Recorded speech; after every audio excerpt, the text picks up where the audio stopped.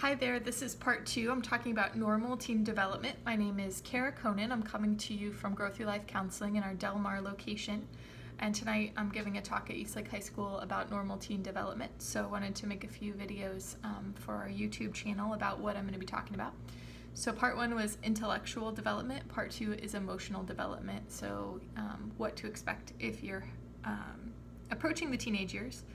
So teenagers have a tendency to not like physical affection from their parents. This can be a little bit confusing because sometimes they are physical with their peers, but that's pretty normal. They are going through this time of emotional development where they're actually attaching more strongly to their peer relationships and they're looking to separate from their parents.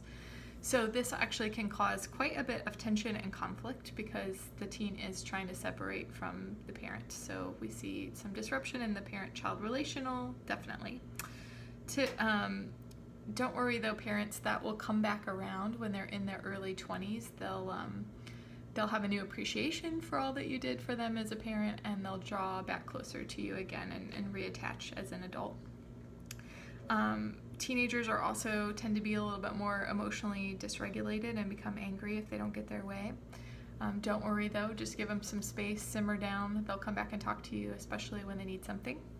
And then we also want to avoid as much as possible them getting too involved in serious risk-taking behaviors, things like self-harm, drinking, alcohol, drugs, early sexual activity.